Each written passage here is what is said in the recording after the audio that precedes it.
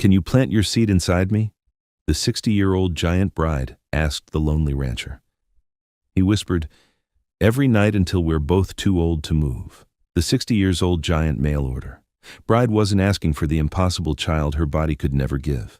She was begging for something far more dangerous, to feel alive again, to be wanted again, to be filled with purpose and passion one last time before the grave claimed her.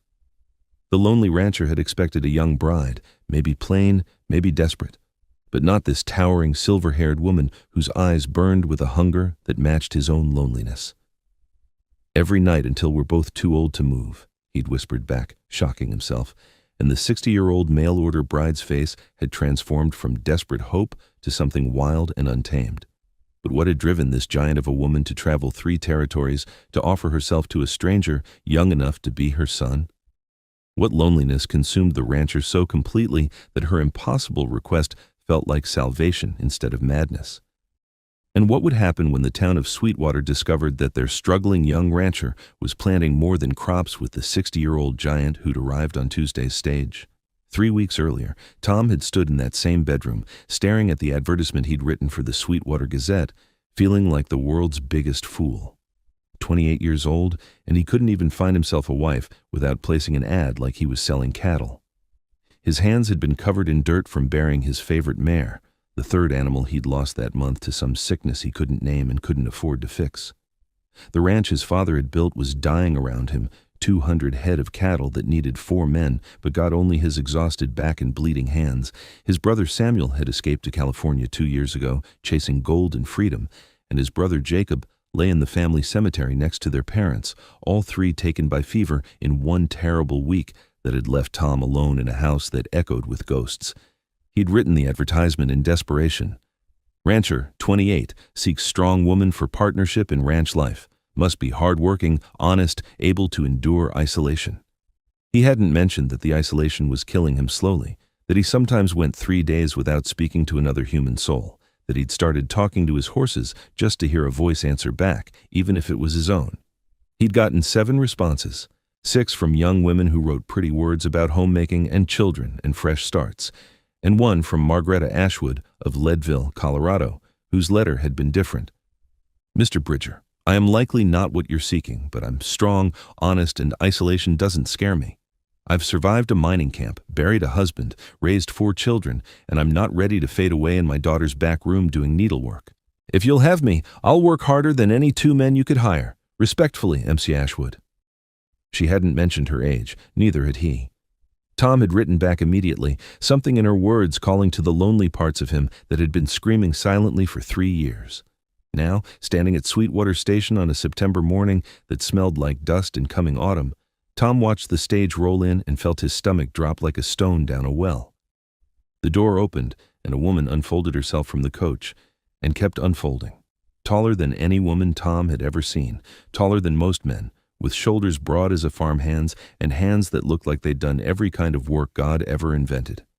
Her hair was steel gray, threaded with silver, pulled back severe from a face that was handsome rather than pretty, lined with 60 years of sun and survival, and something fierce that made Tom's breath catch. She was old enough to be his mother. She was magnificent, and the entire town of Sweetwater was staring. Mrs. Henderson from the Mercantile actually had her hand over her mouth. Deputy Clark's eyebrows had disappeared into his hat. The station clerk was grinning like he'd just witnessed the joke of the century. Tom felt heat crawl up his neck, but then Margaretta Ashwood looked directly at him with eyes the color of creekstones and said, "Mr. Bridger?" in a voice that didn't apologize for anything, and Tom found himself moving forward like a man called to salvation. "Yes, ma'am. I'm Tom Bridger." His voice came out steadier than he felt. She extended her hand like a man would, no delicate fingers to be kissed, but a firm grip that matched his own and didn't flinch. "Margaretta Ashwood, I believe we've been corresponding." She paused, and something flickered in those creekstone eyes. Vulnerability, maybe, or the bracing for rejection she'd probably faced her whole life. "I should tell you straight, I'm 60 years old. The letters never mentioned ages, and I suspected you were younger.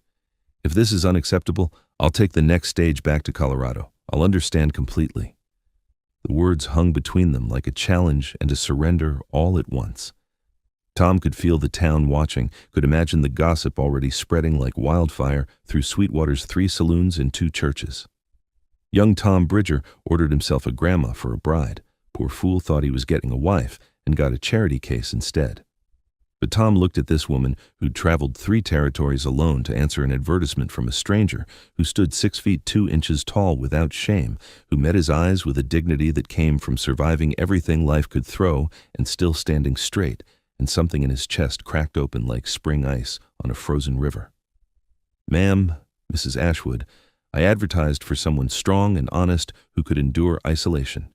You traveled alone across 3 territories to answer an advertisement from a stranger. That's about as strong and honest as it gets in my book." He picked up her worn carpet bag, feeling the weight of her entire life packed into faded canvas. "Welcome to Sweetwater. Let's get you home." The word home made her face transform, just for a second, just a flicker, from dignified resignation to something that looked like hope trying not to get itself hurt. She nodded once, sharp and decided, and climbed into his wagon with the easy movement of a woman who'd been climbing into wagons since before Tom was born. As they rolled out of town, Tom could feel eyes burning into his back, could hear the whispers starting already, but Margaretta sat straight-backed beside him, taking in the sage-covered hills and distant mountains with the focus of someone calculating land value and water rights and grazing capacity. She wasn't some helpless woman who needed rescuing. She was a partner assessing an investment. And somehow, that made Tom sit up straighter too. The ride to Tom's ranch took 2 hours through country that rolled like a wrinkled blanket, all sage and wild grass and the kind of silence that made city folk nervous, but felt like home to people who understood loneliness. Margaretta, call me Etta, everyone does, sat beside Tom with the stillness of someone comfortable in their own skin, her eyes constantly moving, reading the land like a book. "You run cattle or sheep?" she asked about 20 minutes in, her voice carrying easy over the wagon wheels. "Cattle, about 200 head. It's not much, but it's honest work." 200 head needs 4 good hands at minimum. How many you got?" Tom felt his jaw tighten. "Just me right now. Had 2 brothers, but Samuel went to California chasing gold, and Jacob—" The words stuck in his throat like burrs. "Jacob died with our parents 3 years back. Fever took all 3 in 1 week. Her hand, large and warm and calloused, covered his on the reins just for a moment, but the touch burned through him like whiskey. I'm sorry. That's a terrible burden for a young man to carry alone. I manage." The words came out harder than he meant them. "I'm sure you do. But managing ain't the same as thriving, is it?" She said it gentle, without judgment, and Tom felt something in his chest loosen just slightly, like a knot he'd been tying tighter for 3 years finally getting a little slack. They rode in silence after that, but it was a different kind of silence, less lonely somehow. When his ranch house came into view, sitting in a valley between hills that would turn gold in another month, Etta leaned forward slightly, studying it with a professional eye. The house his father had built was weathered gray wood, simple and solid, with a porch that sagged slightly on one side, and windows that hadn't seen a woman's curtains in 3 years. The barn was bigger than the house, which told you everything about Tom's priorities. Corrals stretched out behind, and in the distance, cattle grazed near a creek line that glinted silver in the afternoon sun. "Good bones," Etta pronounced, and Tom felt an unexpected surge of pride. "Needs work, needs a woman's touch, but good bones. Your father built this?" "Yes, ma'am. Took him 5 years, built it piece by piece while we lived in a soddy over that hill. He built something worth keeping." She climbed down from the wagon before Tom could help her, moving with the easy strength of someone who'd been climbing down from wagons since before he was born. She stood in his yard, hands on her hips, surveying his life's work, and Tom found himself holding his breath, waiting for her verdict like it mattered more than anything had mattered in a long time. That first evening was awkward in the way of 2 strangers trying to figure out how to exist in the same space. Tom had prepared his parents' old bedroom for her. He'd cleaned it frantically the night before, scrubbing floors and changing sheets and trying to make it look less like a room where people had died and more like a place where someone might want to live. Over supper, his clumsy attempt at beans and cornbread that came out half burned and half raw, they circled each other with careful words like 2 dogs deciding whether to fight or be friends. "Tom, I should be clear about my situation." Etta set down her fork with the deliberate movement of someone who'd made a decision. "I'm 60 years old. I was married for 35 years to a good man named Harold, who died when a mine shaft collapsed on him, and 17 other men. I have 4 children, all grown, all settled. My daughter Susanna in Denver, 2 sons in California, and my youngest, Mary, in Kansas with her husband. After Harold died, I lived with Susanna for 2 years. She was kind, her husband was kind, the grandchildren were sweet. Her voice went flat, and I couldn't bear it. Being the old widow in the corner, helping with needlework and minding babies and slowly disappearing into furniture. I wanted to feel useful again, necessary, alive. She met his eyes directly, and Tom saw something fierce burning there, something that refused to be put out. I know what you're thinking. Why would a young man want an old woman? I can work harder than most women half my age. I can run cattle, break horses, deliver calves, hunt, shoot straight, preserve food for winter, manage accounts, and fix most things that break. What I can't give you is children. What I can't give you is 40 more years. But what I can give you is partnership, honest work, and, she hesitated, and for the first time, Tom saw vulnerability crack through her armor. And company. If that's enough, I'll stay. If it's not, I'll leave tomorrow with no hard feelings. The words hung in the lamplight between them, and Tom realized his heart was pounding like he'd been running. He thought about the silence that had been eating him alive for 3 years, the way he'd started talking. To his horses and his dead brother's grave, just to hear words spoken out loud. He thought about the ranch slowly dying around him, because one man couldn't do the work of 4, no matter how hard he tried. He thought about this woman who'd traveled 3 territories alone because she refused to fade away quietly, who stood 6 feet 2 inches tall and didn't apologize for taking up space in a world that wanted women small and quiet and invisible. Mrs. Ashwood, Etta, I'm 28 years old.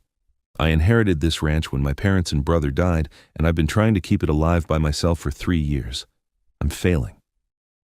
The admission hurt coming out, but it also felt like lancing a wound.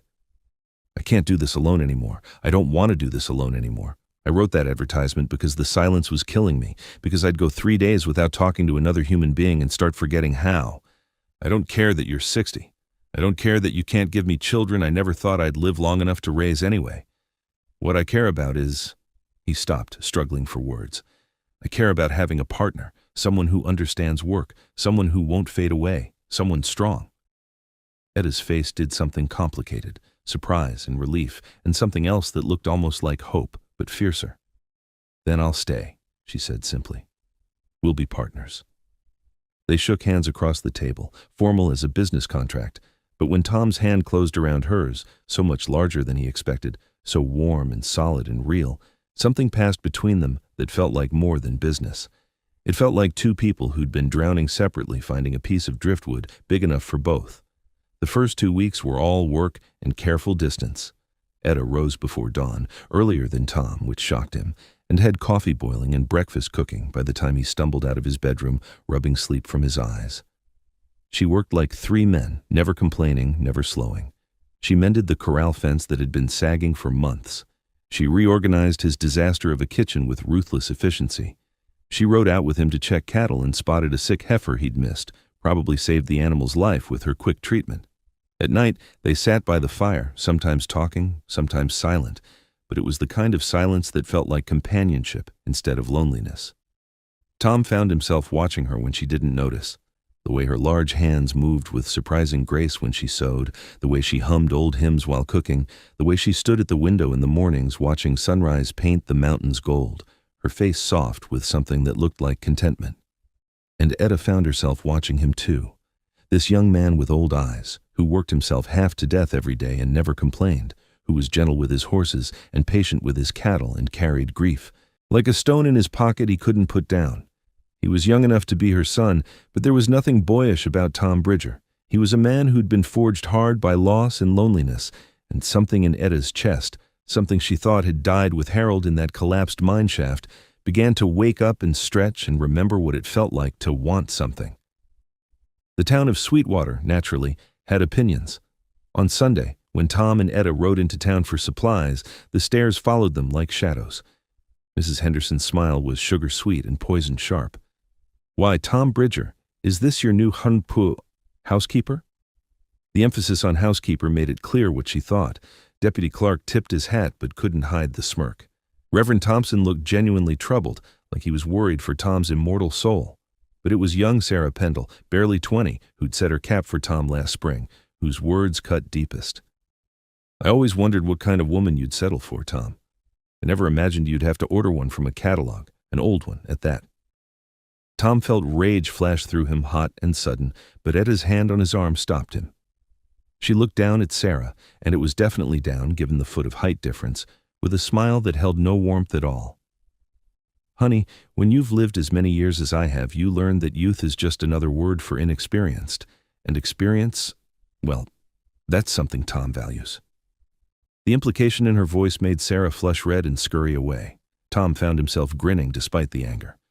"Experience, huh? I've got 60 years of it," Etta said calmly, loading supplies into the wagon. "Might as well use it for something." But that night, back at the ranch, Tom found her standing in the barn, shoulders tight, staring at nothing.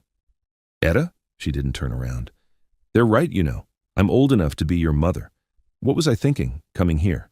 You could have had a real wife, someone young and pretty who could give you—" "Stop!" Tom moved closer, heart pounding. "You think I wanted pretty? I wanted strong. I wanted honest. I wanted someone who wouldn't break the first time things got hard." He was standing right behind her now, could smell lavender soap and leather and something uniquely her. "And I got exactly what I wanted. More than I deserved, probably." Etta turned slowly, and in the dim barn light, Tom saw tears threatening in her creekstone eyes. "I'm 60 years old, Tom. 60. You're 28. People are going to talk. They already are talking." "Let them talk." The words came out fiercer than he intended. "I've been alone for 3 years, Etta. Do you know what alone feels like? It feels like dying real slow.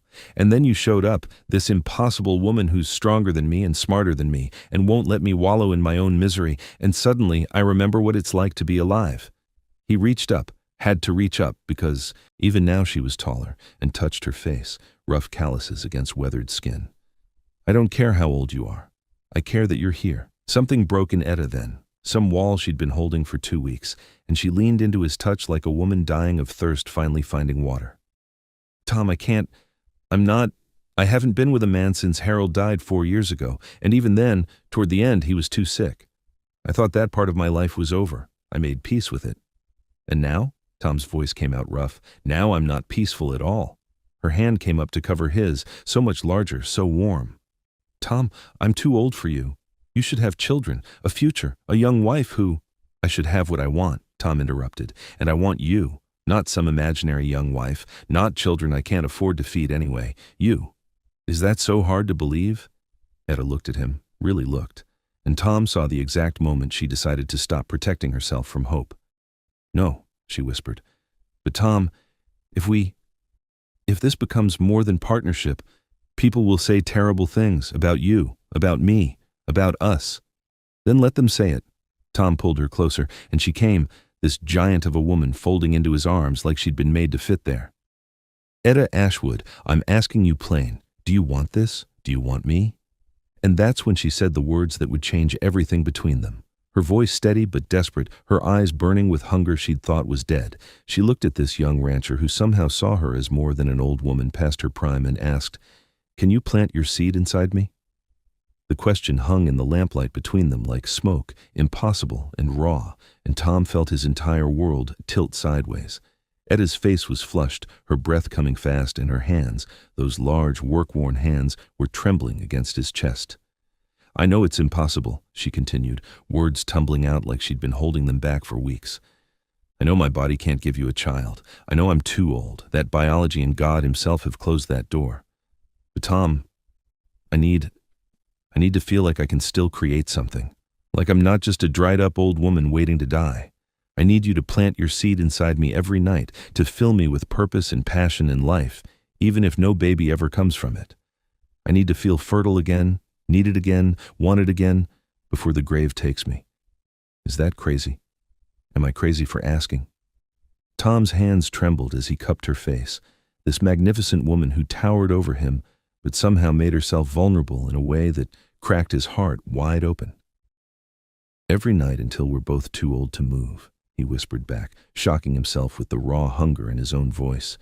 "I'll plant my seed inside you every night, Etta, not because I expect a child. Because I want to. because the thought of being with you, of making you feel alive and wanted and necessary, that's all I've been thinking about for 2 weeks, and it's driving me half mad." Etta's face transformed from desperate hope to something wild and untamed, something fierce that had been caged for 4 years since Harold died, and maybe even longer than that, caged by propriety and age and the world's expectations of what a 60-year-old woman should want. "Take me to bed then," she said, voice rough with need. "Plant your seed inside me tonight. Make me feel alive." They stumbled toward the house like two people drunk on possibility, hands tangled together, lips finding each other in the darkness between barn and porch. Tom's bedroom, their bedroom now because there was no going back from this, smelled like pine wood and leather and the future they were about to create. Etta stood in the lamplight, silver hair cascading down as she unpinned it, and Tom thought he'd never seen anything more beautiful in his 28 years of living. She was tall and strong, and lined with 6 decades of survival, and when she began unbuttoning her dress with shaking fingers, Tom moved to help her, his younger hands steadier, more patient. "I'm not young," Etta whispered as the dress fell away, revealing a body that had birthed 4 children and worked 60 years of hard labor. "I'm not beautiful. My skin is loose, my breasts sag, I have scars and stretch marks, and you're magnificent." Tom cut off her words with his mouth on hers, tasting desperation and hope and something like salvation. His hands traced the map of her body, the silver lines across her stomach where babies had grown, the thick strength of her thighs, the broad span of her shoulders. "You're the strongest, most beautiful woman I've ever seen, and I'm going to spend every night proving it to you." What happened next was tender and desperate all at once. 2 lonely people finding each other in the darkness, Tom's youth meeting Etta's experience in ways that made them both gasp and shake. She guided him with hands that knew what they wanted, taught him rhythms his inexperience hadn't imagined, and when he finally entered her, when he planted his seed inside her just like she'd begged him to, Etta cried out with a sound that was half sob, half triumph, the sound of a woman remembering what it felt like to be desired, to be filled, to be alive. Tom moved inside her with all the passion and desperation of 3 years of loneliness finally finding release, and when he whispered against her neck, "I'll plant my seed inside you every night, Etta, every single night until we're both too old to move," she wrapped her long legs around him and pulled him deeper, claiming him as fiercely as he was claiming her. Afterwards, tangled together in sheets that smelled like sweat and satisfaction and new beginnings, Etta traced the line of Tom's jaw with one calloused finger. "What have we done?" she whispered, but she was smiling, loose and satisfied in a way Tom had never seen her. "We've planted seeds," Tom said, grinning like a fool. "Lots of them. And we're going to keep planting them, every single night." Etta laughed, deep and rich and unguarded, and pulled him close for another kiss. "You're going to kill me, young man. I'm 60 years old. I can't possibly—" "Yes, you can." Tom was already moving against her again, feeling himself harden with impossible speed. "We both can. We're going to prove everyone wrong, Etta. We're going to build something here that has nothing to do with age or propriety or what people think we should want. We're going to plant seeds every night and tend them every day and create a life together that's ours. Just ours." And they did. For 3 weeks they lived in a bubble of work and passion and partnership that felt like the world had narrowed to just the 2 of them and the ranch and the future they were building with calloused hands and intertwined bodies. Every morning they rose before dawn and worked side by side, mending fences, tending cattle, preparing for the winter that would come too soon. And every night Tom kept his promise. He planted his seed inside Etta with a devotion that bordered on worship, learning her body's secrets, discovering what made her gasp and moan and cry out his name like a prayer. Sometimes it was tender, slow and sweet with whispered words and gentle touches. Sometimes it was desperate and fierce, Etta's strength meeting Tom's youth in ways that left them both breathless and satisfied. But every single night, without fail, Tom made sure Etta felt wanted, needed, alive. The ranch began to thrive in ways it hadn't since before Tom's parents died. With 2 sets of hands, 4 really, because Etta worked like 2 people, they accomplished in weeks what Tom had been failing to do alone for years. The sick cattle recovered, the fences got mended, the barn got reorganized. The kitchen garden, which Tom had let die from neglect, suddenly burst back to life under Etta's experienced care. They moved through their days with the easy rhythm of people who understood each other's strengths, who didn't need words to communicate, who were building something real and solid and worth keeping. but the outside world, naturally, wouldn't leave them alone. It was Mrs. Henderson who finally forced the issue. She arrived at the ranch on a Tuesday afternoon, riding a borrowed horse and wearing an expression of moral outrage that could have curdled milk. Tom and Etta were in the yard, working together to fix a wagon wheel, Etta's dress hiked up to her knees and Tom's shirt soaked with sweat. Mrs. Henderson took one look at them, dirt-covered, comfortable, clearly more than just business partners, and her face went purple. "Thomas Bridger, I need to speak with you, privately." Tom stood slowly, wiping grease from his hands. "Anything you need to say to me, you can say in front of my wife." The word wife hung in the air like a declaration of war. They hadn't made it official yet, hadn't been to Reverend Thompson or signed any papers, but Tom said it with such conviction that Mrs. Henderson actually stumbled back a step. "Your wife?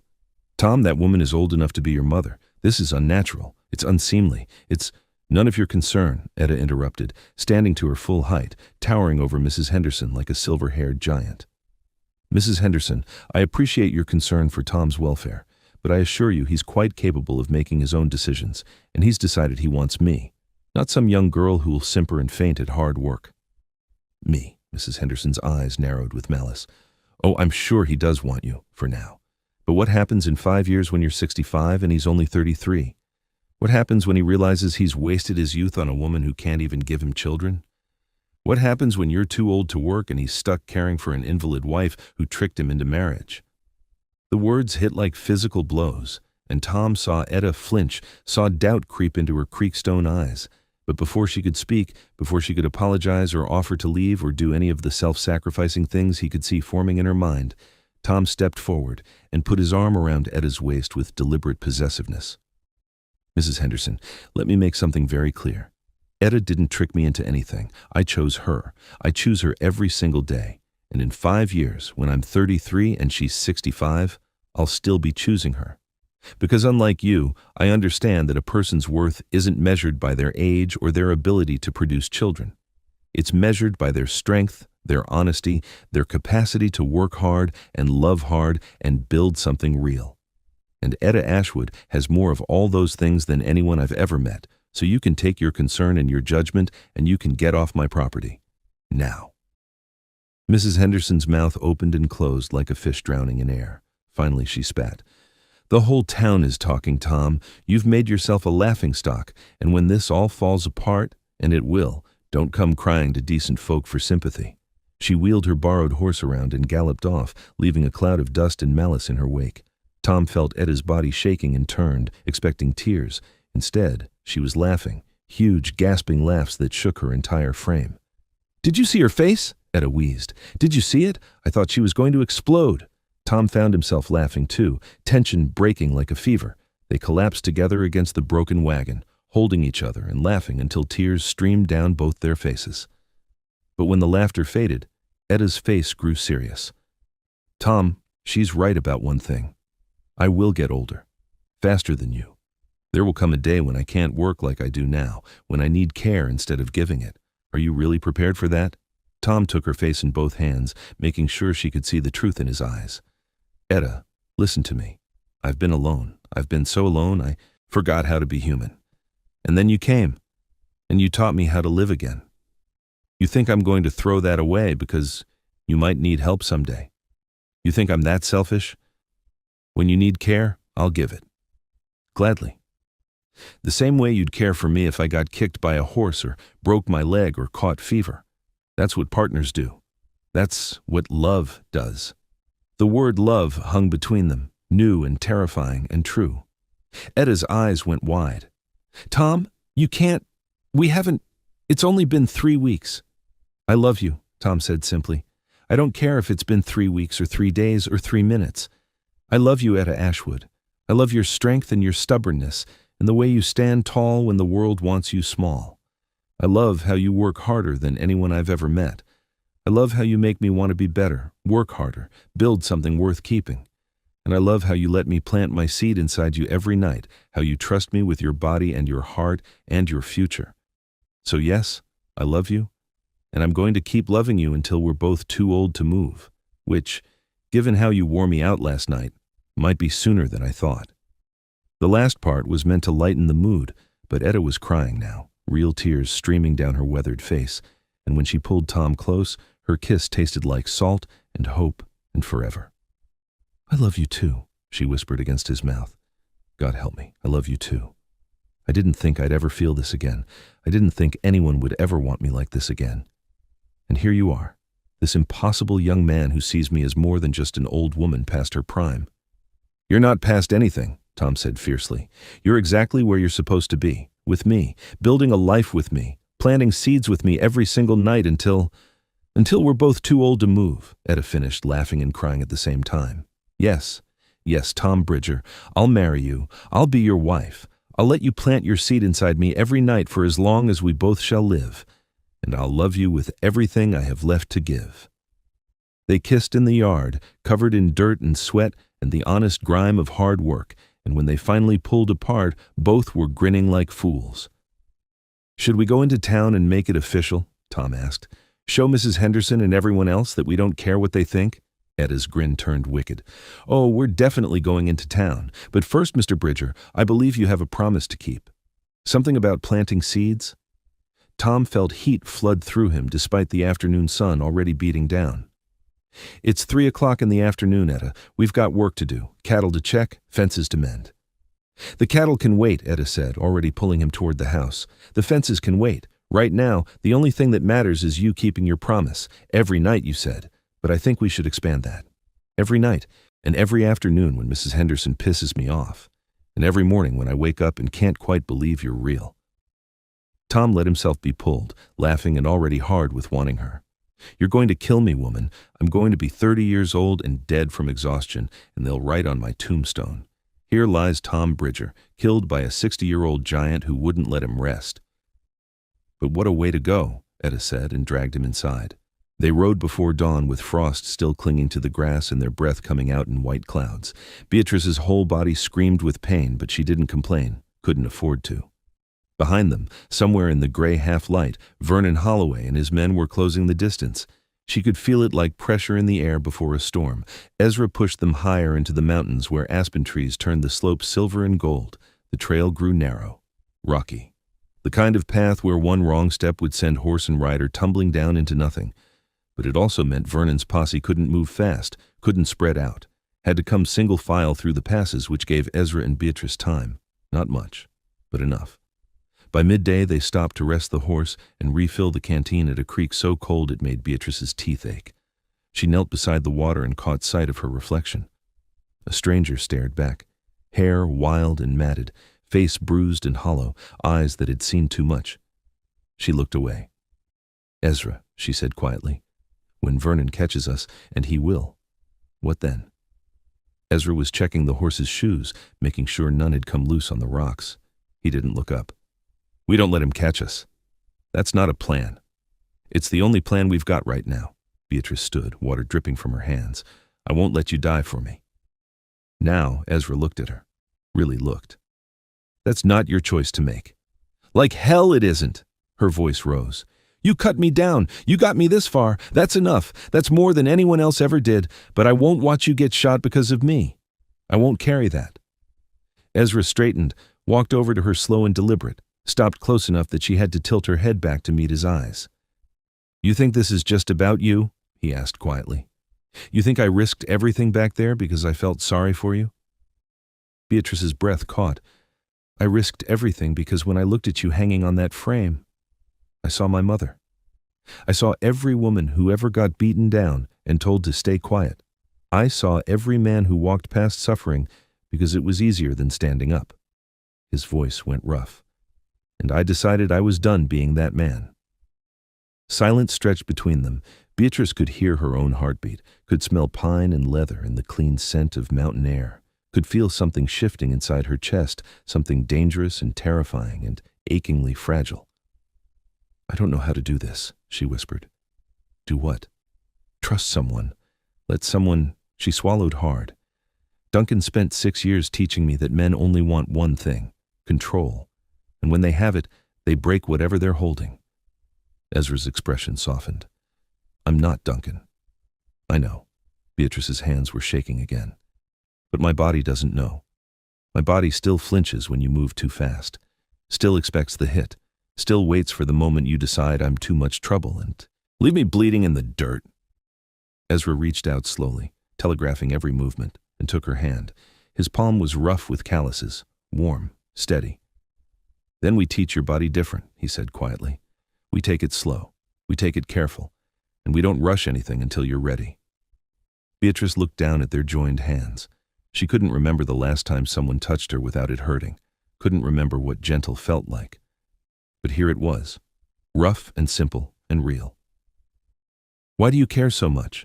She asked. I already told you, not the part about your mother. Beatrice met his eyes. The other part, the part where you look at me like I'm not broken. Ezra was quiet for a long moment. Then, because you're not broken, Bea. You're just bent. And bent things can straighten out again if they're given half a chance. Something inside Beatrice cracked, not shattered. Just cracked, enough to let light in. Before she could respond, the horse's ears swiveled back. Then it snorted nervously and stamped. Ezra's whole body went tense. He dropped Beatrice's hand and moved to the rifle strapped to his saddle. How far? Beatrice whispered. Close. Ezra's jaw tightened. Too close. They didn't have time to mount up properly. Ezra grabbed the reins, pulled Beatrice behind him, and started moving fast along the creek bed where rocks would hide their tracks. Behind them, maybe half a mile back, came the sound of horses, multiple horses, and voices.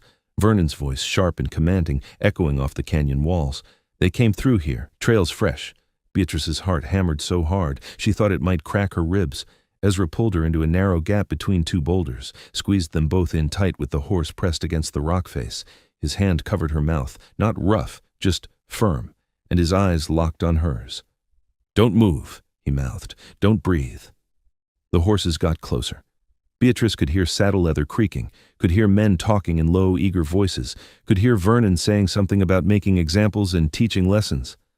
Then they passed. Right past the gap where Ezra and Beatrice stood frozen. So close, Beatrice could smell tobacco smoke and sweat and the particular scent of men who'd been riding hard with violence on their minds. Vernon's voice faded up the trail. The hoofbeats grew distant. But Ezra didn't move. Not yet. He kept his hand over Beatrice's mouth and his body pressed against hers and his eyes locked on the trail. Waiting, making sure. 5 minutes passed, then 10. Finally, Ezra lowered his hand. They're tracking us, he whispered, but they're tracking yesterday's trail. They think we kept going up. How long before they realize? Not long, Ezra looked at her. We need to double back, head down instead of up. There's a town called Salvation Ridge about 2 days south. Small place, quiet. We can rest there, figure out our next move. Beatrice shook her head. Vernon will. Check every town between here and the border. Not if we're smart. Ezra's mind was already working. We go in quiet. I'll say you're my wife. We'll keep our heads down. Stay 1 night, maybe 2 if we're lucky. And then what? Beatrice asked. Do we just keep running forever? Ezra didn't have an answer for that, at least not one that wouldn't sound like a lie. So he just said, 1 day at a time, Bea. That's all we can do. They waited another 20 minutes before slipping out from between the rocks. Ezra led the horse by the reins, moving slow and careful, placing each step deliberately to avoid loose stones. Beatrice followed. Her legs ached, her wrists throbbed, but somewhere under the pain was something else, something that felt almost like hope. They walked for hours, working their way down the mountain through terrain so rough, Beatrice had to grab onto Ezra's belt just to keep from sliding. The sun climbed high, then started sinking again. And when they finally reached flat ground where the trees thinned out and civilization started creeping back in, Beatrice saw smoke rising from chimneys in the distance. Salvation Ridge, small, dusty. The kind of town where nobody asked too many questions because everyone had something to hide. Ezra helped Beatrice up onto the horse, then swung up behind her. His arm came around her waist, familiar now, almost comfortable, and she let herself lean back against his chest. Just for a moment, just to feel what it was like to be held instead of hurt. You ready? Ezra asked quietly.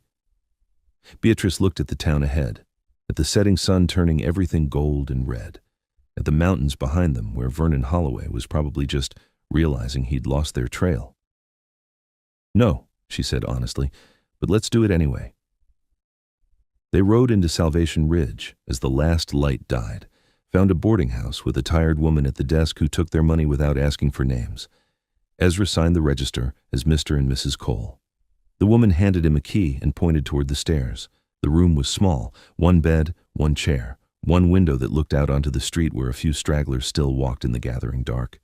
Beatrice stood in the doorway staring at the bed like it might bite her. "I can take the floor," Ezra said quietly. She turned to look at him. This man who'd risked everything, who'd held her while she cried, who'd looked at her like she was worth saving even when she couldn't see it herself. "No," Beatrice said. Her voice was steady. "Sure. You can stay." They stayed in Salvation Ridge for 3 days. 3 days where Beatrice slept in a real bed and Ezra kept watch by the window. 3 days where she learned that a man's hands could be gentle. That silence between two people didn't have to feel like the calm before violence. That maybe, just maybe, she could breathe without waiting for the world to collapse. But on the 4th morning, everything changed. Ezra was downstairs getting coffee when he heard it. 2 riders asking questions, describing a tall woman and a cowboy, offering money for information. He took the stairs 3 at a time. Beatrice was already awake, already dressed, already sensing something was wrong the way animals sense storms. "They found us," Ezra said. She didn't ask how or why, just nodded, started gathering their things. They slipped out the back while the riders circled around front, took the horse from the livery, and rode hard toward the only place Ezra could think of where Vernon's authority didn't reach. Fort Kearny, federal territory, where the army handled justice and local marshals had no power. It took 2 days of brutal riding, 2 days where they barely stopped, barely ate, barely spoke, because every word felt like wasted energy they couldn't afford. Behind them, Vernon's posse grew, not just 7 men anymore, 10, maybe 12. Word had spread. Reward money was offered, and suddenly every bounty hunter and desperate man between Wyoming and Nebraska was looking for the giant widow and the cowboy who defied the law. They reached Fort Kearny with Vernon less than an hour behind them. Ezra rode straight to the gate. A young soldier stepped forward with his rifle raised. "State your business." "My name is Ezra Cole," Ezra said, voice raw from dust and exhaustion. "This is Beatrice Holloway. We're here to request federal protection and to report a murder." The soldier's eyes narrowed. "What murder?" "The murder of Duncan Holloway," Beatrice said, her voice stronger than it had been in weeks. "By Duncan Holloway himself, of his wife, slowly, over 6 years, until she finally fought back." The words hung in the air like gunsmoke. Within minutes, they were inside. Within an hour, a federal marshal was listening to their story. Within 2 hours, Vernon Holloway rode up to the fort demanding the return of his prisoner and was told federal jurisdiction superseded local authority. Within a week, testimony was taken, evidence gathered. 3 other women from Holloway came forward, women who'd been beaten by Duncan, women who'd stayed silent because Vernon controlled the town, women who finally found courage because one tall widow refused to die quietly. Vernon Holloway was arrested, not for murder, there wasn't enough proof, but for obstruction of justice, for false imprisonment, for abuse of power. The charges stuck. He'd spend 5 years in a territorial prison. As for Beatrice and Ezra, they didn't go back to Holloway. They went west instead, found land in Colorado where nobody knew their names, built a small ranch where Beatrice could stand tall without apology and Ezra could finally sleep without guilt eating him alive. On quiet evenings, they sat on the porch and watched the sunset. Sometimes Beatrice would take Ezra's hand, sometimes she wouldn't. But either way, she was free. Free to choose, free to breathe, free to be exactly as much woman as she wanted to be. And maybe that's what justice really looks like. Not revenge, not punishment, just the freedom to exist without fear. Just one stubborn soul who refused to look away from suffering, just a cowboy who did it anyway. If this story moved you, hit that like button right now. Go ahead and turn on the notification bell so you never miss another story like this. And before you go, tell me in the comments, what time is it right now where you are, and where are you watching from? Pour yourself some coffee or tea. Take a breath, and remember that sometimes the bravest thing you can do is refuse to let cruelty win. Thanks for riding with us through this one. We'll see you on the next trail.